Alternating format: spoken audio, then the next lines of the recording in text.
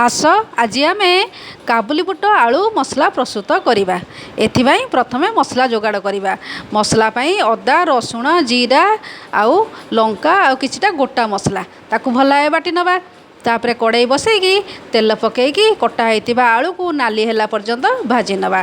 तापरे से कड़ाई काढ़ी आउ गोटे कड़ाई बसैकी टिके तेल पकईदेवा। पकईदेला परे तादेहरे तेजपत्र डालचीनी गुजराती आ जीरा पकईकी तापरे पियाज कटा होइतिबा पियाज नाली होला पर्यंत भाजीदेवा। तापरे बटा होइतिबा मसला तादेहरे पकईकी तादेहरे लुण हलदी आउ टिके काश्मीरी लंका गुंड टिके कलर हवा पई ताको पकईदेवा। तापरे मीट मसला टिके आदरे ऐड करदेवा। टेस्ट टिके बढ़ाई थाए जो मानकर पसंद में न पकई पारते। तापरे जो कटा होइतिबा टमाटो आउ आलू पकईकी टिके कषिदेवा।